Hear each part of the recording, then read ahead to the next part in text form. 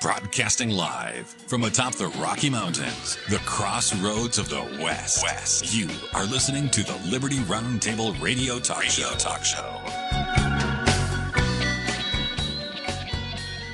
All right. Happy to have you along, my fellow Americans. Sam Bushman, the good sheriff, Richard Mack with me, CSPOA.org. Become a member today. We need your support. Our whole goal is to educate, train sheriffs, law enforcement, public officials, and the public about the proper role of limited constitutional government, understanding the importance of a locally elected county sheriff. That's critical, folks. Not appointed by some bureaucrat that they answer to. No, the executive branch closest to the people, elected by we the people, is a critical, sacred reality that we must defend till the cows come home. So we're doing it, ladies and gentlemen. We've got a big event coming up, CSPOA.org, to get your ticket today. $17.76 for you to join. And we're going to be having a press conference on Friday afternoon. That's the 9th in Washington at a church. We're going to also then be having a rally Friday night. Several hundred people have already signed up. That's exciting. And then Saturday, training for public officials and law enforcement personnel and more. So we've got our arms full, ladies and gentlemen. It's exciting. But of course, whenever you do something right, the attacks come. We talked last segments in this show today about, hey, how everything just seems to be good versus evil, right versus wrong, pro-life versus pro-death. I mean, this is no different. We're standing for the sheriff. The sheriff stands for the people, to protect our God-given rights, to make sure we have due process of law, and the list goes on. And then we stand up and say, hey, we want to defend the office of the sheriff. The state of Washington is trying to destroy the office of a sheriff or minimize its focus for sure. And now we're getting attacked relentlessly for that. Sheriff, let's start there, sir. Yeah, that's amazing, Sam. I was just kind of thinking about when you were talking about that we actually preach, and I would love to see some of our detractors and pundits and the whiners and complainers and the communists that complain about what we stand for. They've never addressed one particular subject, and that is they accuse us of saying that the sheriff can pick and choose which laws to enforce, and that the sheriffs have the power to say, we're not going to enforce your laws and your corrupt laws, we're not going to go along with your corruption. And so the example that we give, and that I've given now for 20, 30 years, it's in my book that I wrote in 1999. So that's how many years? 26, 27 years ago that I started using the historical aspect and lesson and education of Rosa Parks. Should the police have arrested Rosa Parks in 1955? She was arrested. For doing what? Not going to the back of the bus? Yeah, she refused to give her seat to a white man, and she refused to get to the back of the bus. She was arrested for that, Sam. I know but that would be against the Constitution, because the Constitution really guarantees fundamental God-given or inalienable rights to all of us, right? Correct.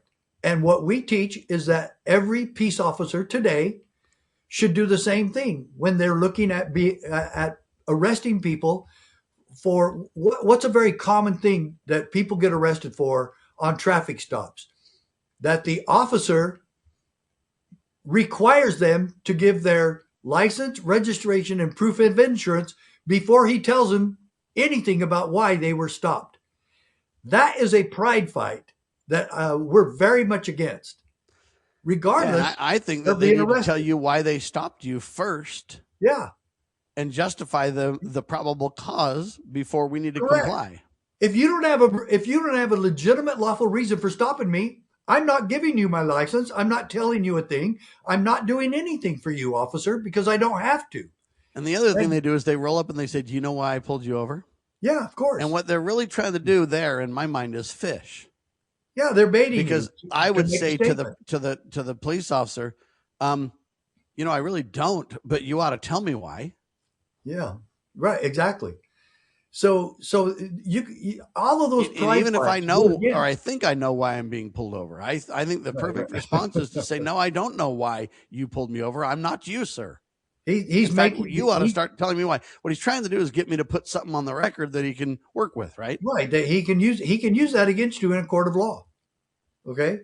So anyway, And that's the misnomer. And somebody else would say, no, they can't. They didn't read me my Miranda rights first. That's not a requirement, people. no, that's right? not a Sheriff? requirement. And not only that, but I want to be very specific about this. We're actually going to be in Washington on National Law Enforcement Day, and I When's love that, the 9th or 10th? I think it's the 9th, but I'm 9th. Okay. Someone just passed that on to me, but I love the 20 years I spent in law enforcement and the 40 years I've spent working with law enforcement. And most of the people in law enforcement are good people, but most of them have never been trained on one simple little thing, Sam. Why did I take this oath of office? And what is my responsibility in society in fulfilling that oath? They're never trained in that. Police academies do not train in that. And ongoing certification training that every police department and sheriff's office is required by law to continue to do. There's never any training on that. Okay. And there clearly needs to be, ladies and gentlemen. And so there's a lot of things that they do today that are unconstitutional because of the way they do them. For example, a cop shouldn't walk up because of the way they've been trained or the lack of training. Yeah, agreed. But they'll walk up and say, hey, do you know why I stopped you? What they really ought to do is they ought to walk up and they ought to say, hey, the reason I stopped you is this. I don't think it means anything, but it's kind of a probable cause discussion now, or, a concern here. That's fine. But don't come up and start an adversarial relationship like, do you know why I stopped you? Do you know what you've done wrong? Will you please admit to me what you've done wrong before we ever get this discussion start? No, hold on. Whoa. So we need to understand, folks, we do support Law Enforcement Appreciation Day. That's what it's called, Sheriff. And it is on January the 9th. So it's this Friday that it exists. It's annually January the 9th. It's Law Enforcement Appreciation Day. The purpose is to recognize and to thank local, state, and federal law enforcement officers for their service and sacrifice. And again, to me, the national law enforcement really needs to realize they have a very narrow scope. Go look at your supreme law for guidance. They're expanding that all the time, which is of concern. Origins of this day began in 2015 as a grassroots effort to show public force or public support for the police. We call it Police Week also. That's usually in May, though, Sheriff, just so you know. Anyway, a little kind of summary on that. But we want to train law enforcement, police officers, and really all public officials to understand the oath of office. It's critical to understand due process. It's critical to understand de-escalation training. It's critical. And our enemies say we're all violent and crazy, but think about what we're training about. Helping them understand what their oath is, helping them understand due process for all citizens, helping to de-escalate. And the way you de-escalate is you don't walk up and say, do you know why I'm pulling you over? Show me your registration, your license, your this, your that. You're trying to create a power play between you and your citizen. What you ought to do is pull them over, smile and say, hey, the reason I pulled you over is because you got a backlight that's out. And you know what? We're going to start with a warning on this because you probably didn't even know about it. But I just want to let you know, you could start the relationship in a very positive way where I think that the citizens would appreciate that. If I had a light out and didn't know and they told me that, I'd say, oh my gosh, thank you. I didn't realize that. That's not a revenue generating discussion. It's a safety discussion, which we all support if we do it, Sheriff. Yeah. And I'm all for that type of approach. And I always have been. And I will tell you numerous times, I would go up to a vehicle and say, hey, could I have your license and registration? And some of that was even before the laws about showing proof of insurance. You had to have it, but was I allowed to ask you for it? And then officers started asking for it. If that person ever said, why did you pull me over? First, I would like to know why you pulled me over. I said it. What's the big deal, officer? Tell him. But for you for any officer to stand there and say, I'm not telling you anything until you give me your license and registration. And then when they refuse, you arrest them for obstruction of justice. Give me a break. Well, and that's why, see, I think you could do better when people run from the cops too, which I'm against, by the way. Oh, yeah. But if you explain why, hey, we're stopping you and talking to you because of this. Right. You know, is it a profiling discussion or is it an honest, probable cause discussion? Right. That really needs to be discussed too, right? And the citizen has a right to know why they got pulled over. And so it's or stopped on the street. If you're in New York, you might even just be walking, right? Why am I being stopped? Sometimes. Am I being detained? Yeah. And so we don't need this battle and this fight. What we need is good, honest people to say, hey, let's teach de-escalation and let's teach community policing. I challenge anybody to stand against that common sense logic. You're watching Liberty Roundtable Live. Bypass the mainstream narrative with Liberty News Radio at libertynewsradio.com. Engage with charismatic hosts live or on demand. We cover the crucial news focused on God, family, and country. News that other networks simply refuse to use. Think of LNR's hard-hitting news and podcasts at your fingertips, anytime, anywhere. Join us at libertynewsradio.com. Empower your day with the truth, because the truth will set you free. libertynewsradio.com. Introducing Managed IT Services from NPI. We offer top-notch data backup and recovery, email spam protection, and network security tailored to your needs and budget. With 20-plus years of experience in the medical field, our HIPAA-certified consultants know what it takes to protect sensitive information. Don't settle for less. Give us a call at 801-706-6980 and experience the difference with Managed IT Services. Remember, your IT support should be fast, efficient, and reliable. Cybercrime is exploding. Take Sarah from Sweet Delights, whose world crumbled after having to close with not being able to bounce back. Small businesses are prime targets, but the right strategies can keep yours safe. Jay Hill, CEO of Network Providers, has co-authored The Cyber Playbook Simplifies Cybersecurity for Business Owners with Strategies to avoid costly breaches and fines. Build a strong cyber attack response. Secure your business with key protections. Cyber threats aren't slowing down, but you can stay ahead. Protect your business. Ensure its security for tomorrow. Get the Cyber Playbook today at networkprovidersinc.com/cyber-playbook or call 385-446-5500 now.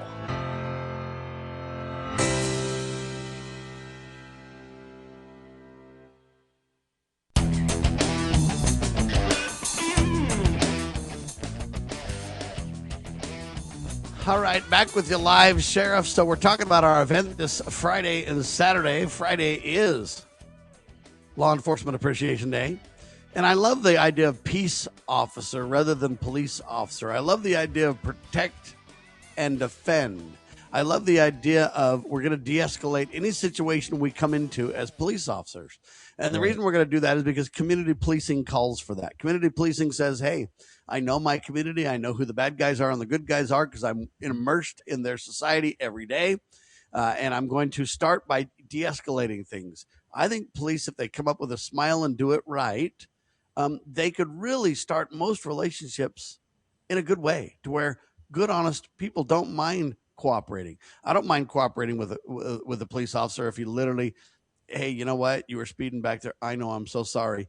Most of those are warning discussions. Hey, if you have a tail light out or some kind of issue with your vehicle, most of those are warning discussions. It's not a revenue generating tool. So cops need to be talked down from that big time.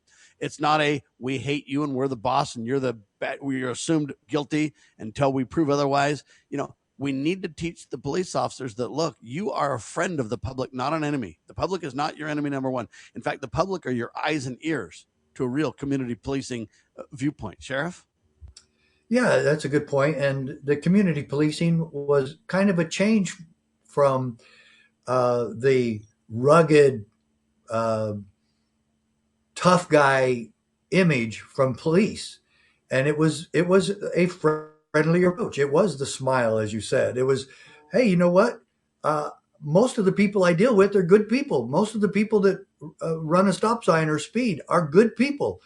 and to realize that and recognize that they're not the enemy, and that they are the people that we're supposed to be protecting and serving and defending. And it would go a long way to increase the community impression and relationship that we should be trying to maintain as peace officers in this country. And that's what we support. And to say that we're out here to tell police and sheriffs and peace officers that you get to decide, that you're the one in charge. No, you don't. Actually, you're very confined in what you can and cannot do. And we've said this all along. We are the defenders of the Constitution. We are the guardians of liberty. And we have to stay within those limitations. And let's just take mass mandates to make your point, Sheriff. You know, they say, oh, you can't decide what laws you're going to, uphold or whatever else, Sheriff. You don't have a choice. And my response is, we can debate that. The question becomes, if I pull you over for a tail light out, can I give you a warning, or do I have to give you a ticket? Or can I decide not even to pull you over, for that matter? I think the sheriff has, or the law enforcement have discretion there. Well, now move that back to this example that I mentioned of masks, or, mask mandates. A mandate is not the law, Sheriff. I can mandate and say, you know what, everybody's going to go to our event this Friday night. Doesn't mean a thing. Just because somebody's a governor, it doesn't mean a thing. They're not a legislator. They didn't have a bill to sign. They didn't have, and we need to understand those separation of powers. That's critical for people to understand. A mask mandate is not a law. Well, they even have a holiday for police and peace officers. I like that term too. This Friday, it's this week. It's National Police Day and National Law Enforcement, National Peace Officer Appreciation Day. Yeah. Do you all have to put out your blue flags for law enforcement? Do you all have to participate? Do you have to agree with this? No. And so even though it is official, you don't have to do it. Mandates are orders from dictators, usually. Laws that are passed by legislators. Either dictators or ignorant people about the separation of powers in America, right? Well, of course. Yeah. And so, look, we're very cognizant of one thing, and that is that the Constitution has not been part of law enforcement's training curriculum. And we want it back there. We want it there. And we want peace and safety. And we have to follow the oath of office. We have to obey the Constitution. We have to enforce and obey the Constitution. That's what we're here for. That's what we swore to do. And to say, oh, well, we have to wait for the Supreme Court to tell us what to do. No, because that happened in Plessy versus Ferguson, where the Supreme Court agreed with segregation, and the nation went along with that stupidly and ignorantly and almost apathetically for 55 years until it finally got changed in Brown versus Board of Education. So, folks, we don't want to go through that again. We want to learn from history, and we want the freedom of all people to be respected and defended by our nation's police. And this debate about what we're going to Washington for is an interesting one. We say we're going to Washington because the state of Washington is ground zero for the office of a sheriff. And it's ground zero because the state of Washington is trying to use lawfare to attack sheriffs who go along with President Trump's deportation programs. Or what is it, 287G? Is that what it is? Well, that's one of the training programs. That's one of the options. Yeah. Okay. Yeah. And so anybody who stands for that, this state wants to go ahead and reject all that and say, oh, no, sheriffs can't do this and that. And they either want to, one, shift the sheriff from being an elected official to an appointed official, like most police chiefs are, and or they want to just restrict the authority of a sheriff in their state constitutions, or maybe even avoid that and just manipulate. And what they want to do is destroy the office of sheriff, and we're here to defend the office of sheriff. Ladies and gentlemen, you will regret if we get rid of sheriffs in America, because now you don't have an advocate. You don't have somebody to intercede on your behalf. The executive branch that's closest to the people will be literally co-opted by this agenda. And that's what we're standing against, Sheriff, and what we're focusing on in the state of Washington to support those sheriffs there. They're the ones that have put out the cry saying, hey, you know what? We're being wrongly abused here. Our offices are being challenged, and it needs to stop. One of the things that they don't like is that the office of sheriff existed before the Constitution and or even state constitutions for that matter. Yeah. And so it doesn't have the restrictions or control that bureaucrats want over that office. And that's where the real battle hinges, Sheriff. Yeah. Yeah. And so the reason we're going is plain and simply the lawfare you're talking about. The Attorney General using his position to tell a sheriff how he should do his job and not do his job. And we really object to that big time. And the state of Washington has gone so far left and so extremist left that they're doing this to sheriffs. And they're trying, and they have already in King County, stolen the stewardship of the people to choose their own representatives in law enforcement. So my question to our critics, especially the one that I've been emailing about his lies right now, is the question is, do you believe the American people have the right and the responsibility to elect their own representatives in law enforcement? Or do you believe that the state can destroy that? Answer the question. Which one is correct? Which one is lawful? Which one is constitutional? Which one is just right? And if we really do have government by, for, and of the people, as Lincoln warned us in his Gettysburg Address, that government by the people, for the people, and of the people shall not perish from the earth. That's what they're trying to do in Washington, is make it perish from the earth. And we're going there to try to stop that.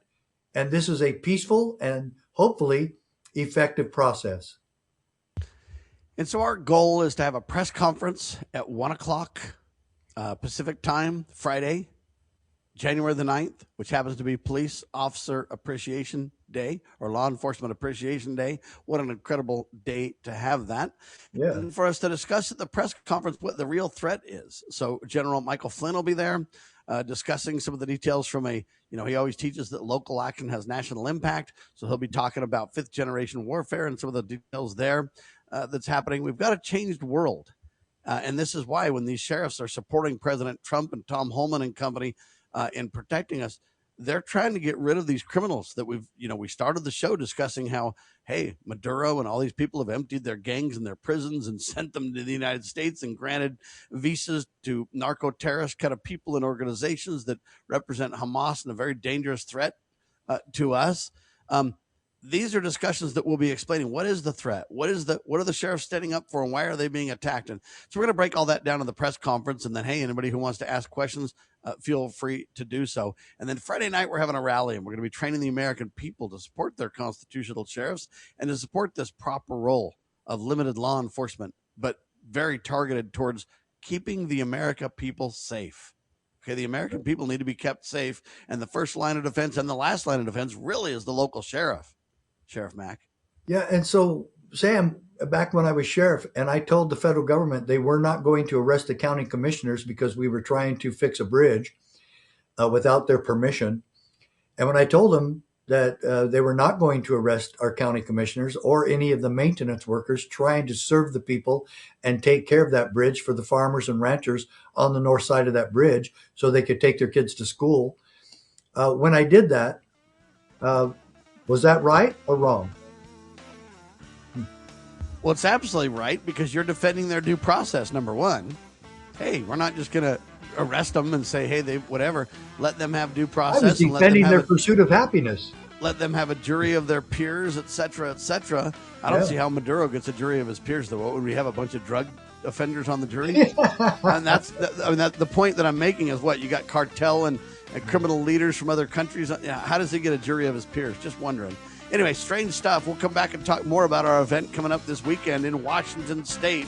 Would love you to be part of it. CSPOA.org. Get your ticket today. It's inexpensive, and you'll rub shoulders with some of the greatest patriots in the country. You're watching and listening to the one and only hard-hitting news the networks refuse to use. Truth-telling Liberty Roundtable Live.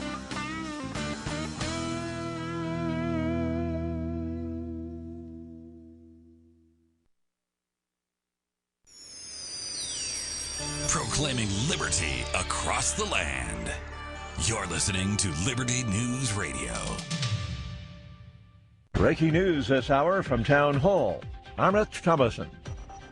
Deposed Venezuelan dictator Nicolas Maduro and his wife are back in a New York detention center following their arraignment on narco-terrorism, conspiracy, and weapons charges. Maduro pled not guilty. Many congressional Democrats condemn the capture of Maduro, while most Republicans are saying, well done.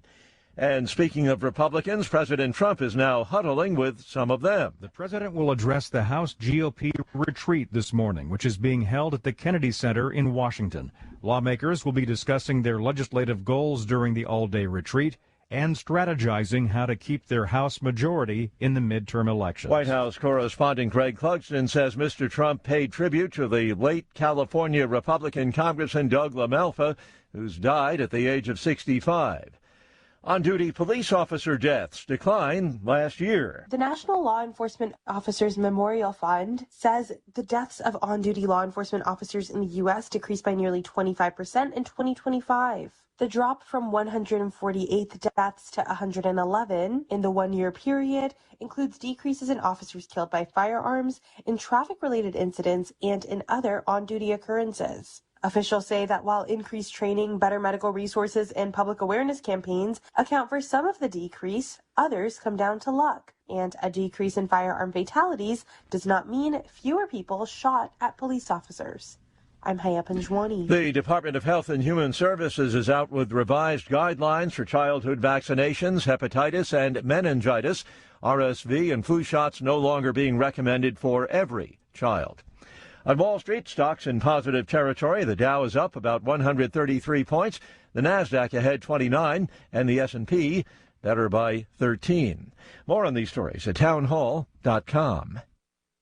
Have you noticed losing weight is harder than it used to be? You're eating better and exercising, but the scale barely moves? The real problem isn't willpower, it's metabolic dysfunction. And standard dieting just makes it worse. PhD Weight Loss has helped thousands fix the root cause of stubborn weight. Take their free metabolic assessment at fixmyweightloss.com. Fixmyweightloss.com. It's quick, personalized, and shows why your body is resisting weight loss, so you know exactly what to fix. Visit fixmyweightloss.com. That's fixmyweightloss.com. You still thinking job change in the new year? Yeah, I need something that's in high demand and more stable in this economy. IT? Yeah, cybersecurity, maybe even AI. That's what I did. Really? How? Went to My Computer Career. You don't need any prior experience, and you could start your new career in a matter of months. A lot of IT pros go to school there, too, to level up. Sweet. Are classes online or on campus? Both. Well, I'll check it out. Thanks. Make this your year. Take the free career evaluation now at mycomputercareer.edu, an Elite CompTIA certification partner. Financial aid is available to those who qualify, including VA benefits.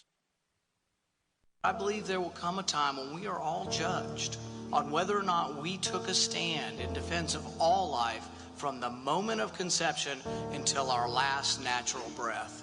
As a teenager, I gave my first public speech in my church. My hand shook, my heart pounded. I thought to myself, I can't do this, but somehow I did, and because I wanted to talk about things that were important, I persisted. I chided my church as a senior in high school for not seeming to care about the not yet born, for looking the other way, and for not taking a stand on life. I will be in earnest. I will not equivocate, and I will not excuse. I will not retreat an inch, and I will be heard. One thing I promise you, I will always take a stand for life.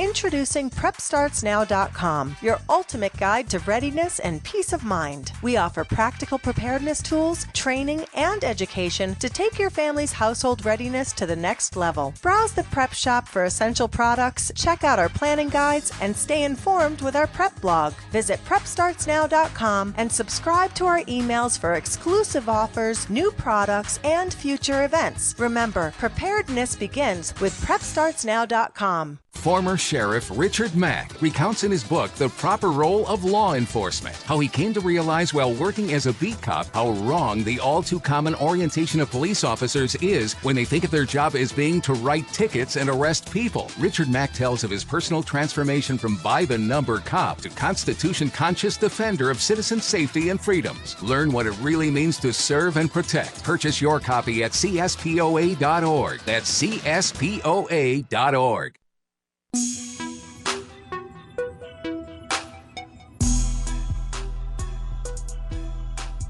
Ladies and gentlemen, liberty comes with a healthy dose of responsibility, and that's what we're talking about at the Constitutional Sheriffs and Peace Officers Association event this Friday and Saturday in the great state of Washington. And we're going to be talking about that. You know, with rights becomes responsible citizenry. We want to teach the American people on the Friday night rally what's going on and what the threats are and what they can do to support their constitutionally elected sheriffs and make sure they realize that, hey, you can't just shift that to appointed bureaucrats. You'll regret it. And you don't want the office of sheriff destroyed, because then you don't have a local, closest to the people, executive branch of government. And that's what people don't understand. They think of the general level of government, Sheriff Mack, that you got, you know, the judicial, the executive, and the legislative. Everybody understands the three branches of government generally at that level. What they don't realize is the same thing's true in all different jurisdictions, all the way down to all the way up to, I should say, the county level. You want to keep that separation of powers intact. You've got the sheriff, which is the executive branch. You've got the board of supervisors or county commissioners or whatever they're called in your area as the legislative branch. Then you've got the DA as the judicial branch. People don't realize those separation of powers exist at the most local of levels, right? And Sam, something else that we point out, if all laws have to be obeyed, if all laws have to be respected, then what about the laws that establish slavery? What about the Fugitive and Slave Act? Okay. So when Harriet Tubman was freeing slaves and her family and taking them to Pennsylvania, risking her life over and over, she did it like 13 times. Should she have been arrested? The law says she should have been arrested and that she was a criminal. Well, think about that related to the Mormons, the members of the Church of Jesus Christ of Latter-day Saints. That was an order from Governor Boggs to literally shoot man, woman, and child on sight. Extermination. And that was really on the books till like the 70s in America. Should they have just been killing members of the church for over 100 years or what? Yeah, you could literally go kidnap a Mormon, drop them off in the ocean, and then go back, and the law would have backed you up. Yeah, deport Mormons. So the thing, you had to find out, make sure you make sure you get a Mormon, because if you did a Methodist, you'd be committing murder. So it's these kind of stupid laws that and laws of hate and prejudice and corruption that, yes, we oppose that, and it's like these idiots out there. DB are his initials. That they want laws of hate and prejudice supported, and we don't, and we won't. And the bottom line is what officers will actually do to people in the name of law. So then that brings up the other question. What law is supreme in the United States of America? Do traffic laws supersede the Constitution? Of course not. Of course they don't. Come on. And nor do any other laws for that matter. And so when laws coincide with the Constitution, that's exactly where we need to be, and that's what we should be doing. And who makes that decision? It's the person who takes the oath. And that's why we all in law enforcement, we must know and understand the Constitution of the United States of America, the supreme law of the land, and even more specifically, the Bill of Rights, which is the supreme of the supremo law of the land. We also need to understand that not only the three branches of government all the way down to the county level sheriff, which I think is really important for people to really grasp. Okay. But the second thing I think we need to grasp, in addition to sheriffs need to be elected, not appointed. That's a big issue. Yes. But the other thing that I think is really critical for people to understand is jurisdictional boundaries. Okay. Somehow we think that the president of the United States just has jurisdiction everywhere. That's false. He has 10 miles square. And then he's got international issues at hand, but he's very limited when it comes to the states and to the counties and to the people respectively. The 9th and 10th Amendment makes that very clear, that there is limits. We gave delegated authority to the general government, very restricted and enumerated. You can go look at the list, and if you want to look at the president, what is it, Article 2, Congress, Article 1 or whatever, and say, hey, these are their responsibilities, very limited in scope. When you get down to the local level, there's a lot more broad authority and a lot more there's differences among the states with their state constitutions and everything else, and it's a lot more nuanced and much more broad. They need to understand that as well, because we can't just think, oh, the governor can do whatever he wants. He's the governor. No, he can't. We proved that in Florida to our those who are our critics. How come we had Liberty in Liberty County, Florida that day when the sheriff and the governor literally sparred, and the governor lost and the sheriff won in court? That, in addition to your court case, really proves the point pretty succinctly. I don't think you can really argue against it, or you're simply nullifying the courts at that point, Sheriff. We've got to really realize, when are laws right and wrong, and who decides when and how, right? Correct. And the proper lane of traffic is exactly what you're doing and talking about right now, and that's jurisdictional authority. And there is divisions, both horizontal and vertical, and that's the way the people are protected. And in my Supreme Court case, Sam, and I know you've heard this 100 times, and I'm going to have you hear it at least one more right now, that when Justice Scalia wrote this decision, he did it very fundamentally, and he promised that this decision would be based on what? He said that the decision would be based on historical understanding and practice in the structure of the Constitution and in the jurisprudence of this court. So he took us through this history lesson, and taking us through the history lesson, he quotes Federalist Paper 51. And he says this, and this is so fundamental that DB won't get this. Hence, a double security arises to the rights of the people. That's what government is here for. And the federal government and the state government are here to make sure that there is a double security for the rights of the people.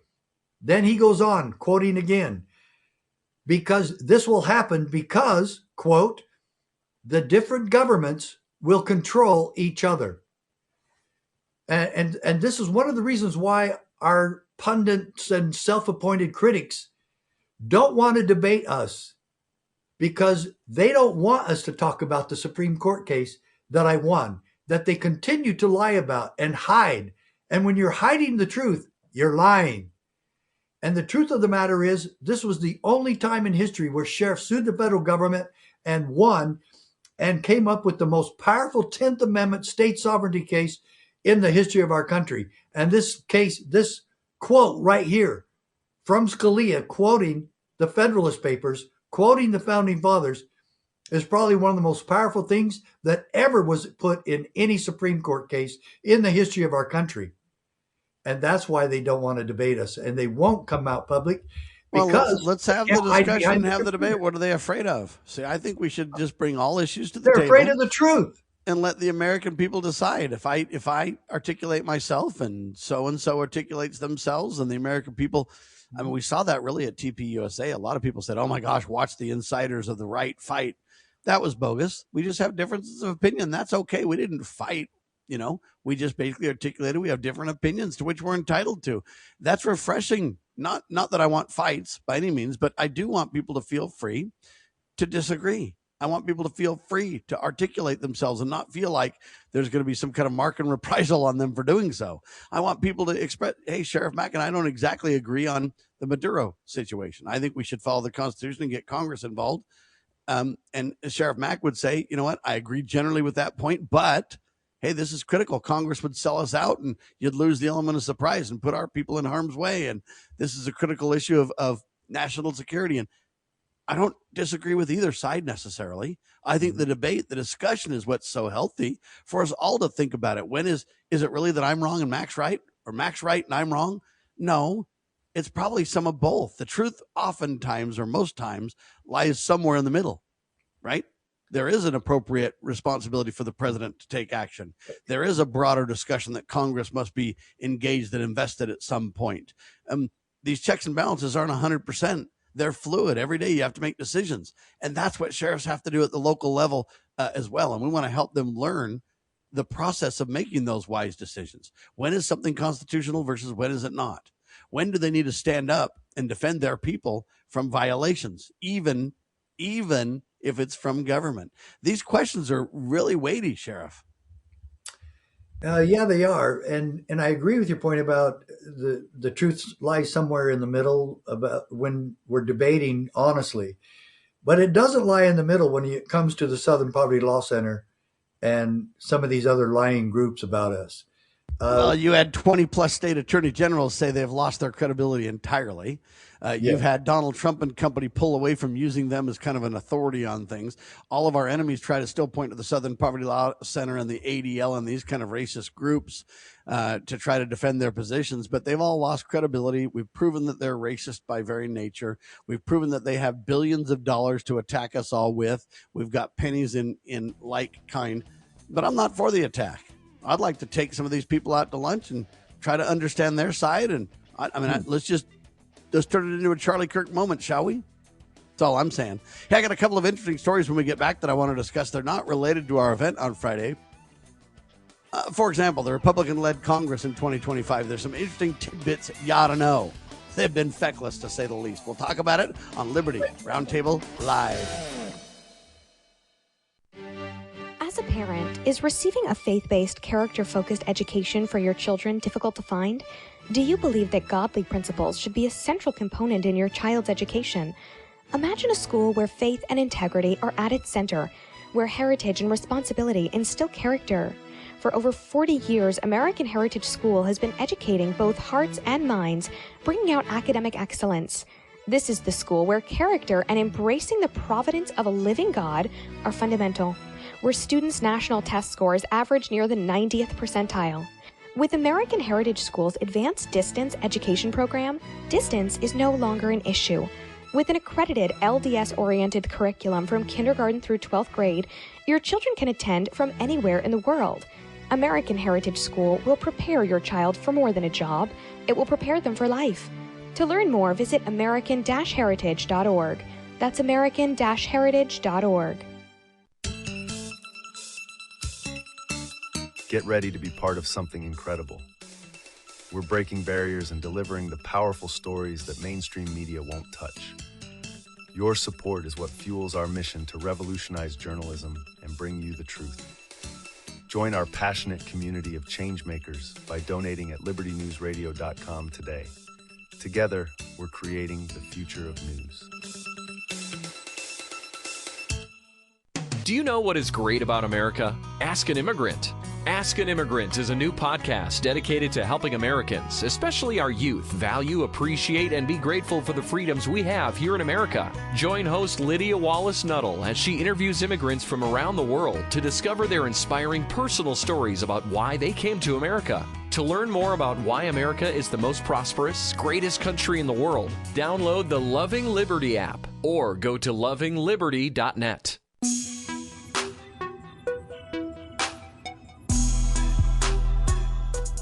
Ladies and gentlemen, I believe the answers to the problems we face in America, with this incredible divide under every fault line possible, and with nobody willing to listen to one another, and we just attack one another. And I've offered to invite a lot of these people out to lunch that are our critics, because I'd love an off the record sit down and discuss and try to bring out the humanity in both of us and say, hey, we may not agree on some political key points, but you know what? We have a lot more that we agree on than we disagree on. Let's sit down and maybe you can know me, Sam Bushman, as a person. Maybe I can learn about you as a person a little bit. And maybe we can take out some of this angst and this division. I've really tried, and they refuse to sit down with me, even in private, which I find fascinating. They also refuse to debate us when it comes to, public. Hey, we could set up a debate easily on Friday night and, work that out and have a discussion. We could have a debate. We could have a panel where people could ask questions and we could take turns answering them. There's a lot of ways we could do this. We've offered to appear anywhere, anytime, and that's obviously within reason, to do that, but they simply refuse. But I want you to know the answers are not really in Washington. When General Michael Flynn says local action, national impact, I think that's really the key to the exercise, and we'll be hammering that home as well at the event on Friday night. CSPOA.org to learn more. One of the interesting things is we're not going to get things done in Congress. Let me give you the proof in the pudding. We really thought this Congress was going to be the Trump Congress. This Congress was going to rock and roll and get things done. We had more Republicans in the House, in the Senate, in the White House, and in the courts. I mean, it was our heyday, baby. But it turned out to be a big, huge, massive fizzle. And that's because, Washington is broken. Congress is feckless. They're broken. So here's a couple of stats that are interesting, Sheriff, to discuss about this. In 2025, the Republican-led Congress achieved the lowest legislative output in the modern history of a new president. His first year, they had fewer than 40 bills signed into law, Sheriff. Mm-hmm. The House held only 360 votes, or 362 votes. That's it. 362 votes is all they held. Conversely, the Senate conducted a record 659 roll call votes. But again, most of those were just to put Trump's people in place for his administration. Bottom line is Congress has really done nothing. Okay. President Trump has signed 225 executive orders. He's almost made as much law, which I have a problem with, by the way, as Congress has. Additionally, 24 Republicans and 19 Democrats in the House have announced their retirement. That's more departures than they've had in a decade or more. Legislative slowdowns basically relate to Mike Johnson adjourning the House early, going on vacation all the time, preventing bills to come up for vote. The list goes on and on. Really, you've got the most feckless Congress we've seen in decades, Sheriff. And the word you're using is feckless, right? F-E-C-K-L-E-S-S. Yes. Which means inert, which means unable to get anything done. They're just working. Feckless, it means irresponsible. And I just want to make sure I was understanding that word. Yeah, it means irresponsible, but it also means do nothing, though. Feckless means you can't get anything done, right? Yeah. Yeah, that is a perfect word for them. And so here we are trying to support proper role of government. And none of these people care what that is, and they don't even know what it is. And they are so ignorant, and they continue to spew out political dogma and political agendas. And that's all that's going on there. That's all it is. The obstructionists from the Democrats and Republicans trying to look like they're doing something when they're really not. So I got a question. They say we're racist, Sheriff, and we're going to have a press conference. Mm-hmm. The man who will be the moderator for the press conference is a guy by the name of C.L. Bryant, dear friend of mine. He's a black guy. How do you know? How do you know he's black? Because people tell me that he's black. Okay. Otherwise, I don't really know. In fact, I don't even really know what color I am, if you want to know the truth. Yeah. And I don't really care because it doesn't make any difference. God put me on the earth, and I'm going to do the very best I can to praise him and to teach his principles and to love and be kind and forgive and do all that I can do to make the world a better place while I'm here. That's all I'm all about doing. But anyway, so what do you call it if you have a white guy like you in the mix and then you have this black guy leading the press conference? Is it a racist thing if races are coming together? It might be racial. I don't know. What if the races come together with the same cause? We're Americans and we want to protect the office of sheriff, and it's black and white people doing it together. What do you call that? Well, it's hard to call that racist, right? A good friend of mine who is very dark complected. I asked him once. I said, "What do you want to be called?" I said, "There's so many different terms. Do you want to be colored? Do you want to be black? Do you want to be Afro-American? What do you want?" He goes, "I want to be called an American, and that's it." Wow. Imagine that, Sheriff. That's what I want. Yeah, and I would go for that. I don't care who or what you are. I mean, I know you could say I'm a Scottish English, mutt, because you take all my different origins, and I'm a mutt white guy from a bunch of different countries, American. You could do that. But see, I prefer just to say we're all Americans. And what we really want, and I think people around the world want this, no matter what country they're in too, Sheriff. Maybe their governments don't. But the people of Venezuela, the people of, Colombia, or the people of Iraq, Iran, China, Russia, whatever, Ukraine, most of the people just want the same thing. They want their religion in their lives. They want their family in their lives. They want the freedom to, be secure in their papers and in their effects. They want to be free to make choices on their own. They want to laugh and love and, live, and they just want to be left alone. Isn't that really the universal human rallying cry from government of all sorts? Yeah, that is. And that's really what the CSPOA is all about. We want law enforcement and government to be responsive and have a relationship with the people. And we want the people to be more involved in their government and their governmental role. And when you said earlier that people really aren't involved, we have a government that's right now supposed to be run by the people of the United States. And is it? Half the people of America don't even register to vote, and the ones that are registered, only half of them vote. So it's an extremely small part of the people that are even voting, let alone keeping tabs of the politicians and all the employees in government and make sure that they're following the Constitution. That's our job. That's our responsibility. And totally support and believe what Jefferson said. If you expect to be ignorant and free, you expect what never has been and what never will be. All right. You want a private sector twist, Sheriff, on deportation? Yes. All right. This is kind of strange, but I thought I'd bring it up because it's really interesting. There's a guy by the name of James Jacobs. And James Jacobs owns a company. He's the CEO of what's called ASAP Squatter Removal. ASAP Squatter Removal.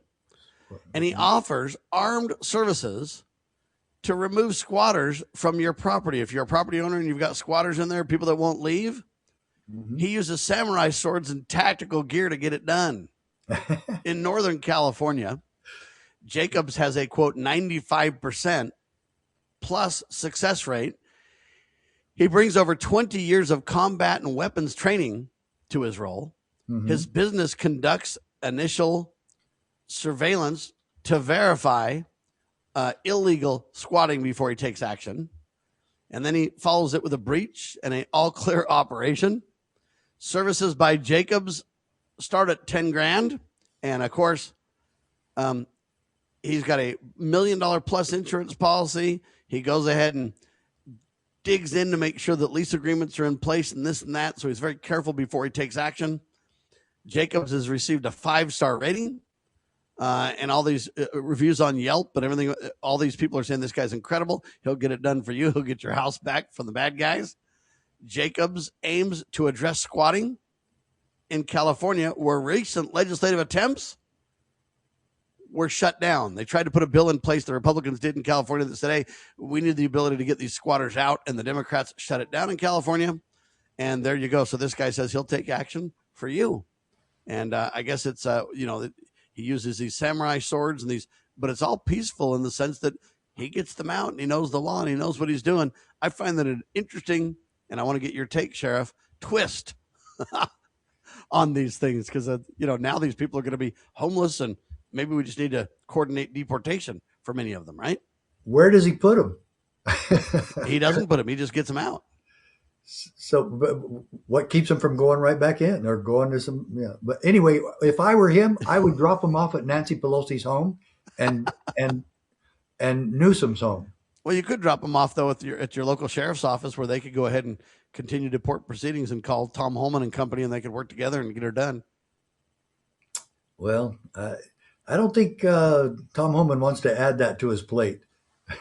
Anyway, I just find it very interesting, though. I've never seen anything like it. I'm not really endorsing it as much as I saw it as a news story and thought it was fascinating. This guy literally uses samurai swords to kick people out of, properties that they've squatted in and they shouldn't really be in. Part of the problem with the law is possession is 9/10 of the law, they claim. And so if you're there, it's hard to get people out. But that's not really. The police should be taking those people out of there. They should. Why haven't the police gotten those people out of there? Because the police have been so maligned and abused and everything else that it's something they just can't really take on. Look at what Tom Holman's had to do. They've had to defend themselves against these governors and other ne'er-do-wells that don't want to obey the laws. And so there you go. And Tom Holman just clearly says, if you don't want to obey the law, we're going to have a problem with you. And if you don't like the law, don't come to me. I just uphold it. Go ahead and talk to Congress. Well, they're on recess, so you can't get that done, right? That is the problem. Anyway, CSPOA.org, ladies and gentlemen. If you want to join us Friday night, we'd love to see you there. There's going to be a lot of us. It's going to be a fantastic, peaceful, liberty-loving event. We'd love to see you there. All right, for Sheriff Richard Mack, CSPOA.org to get your ticket. And Sam Bushman, syndicated by the Loving Liberty Radio Networks, lovingliberty.net. Spread the word, share the love, and God save our constitutional republic.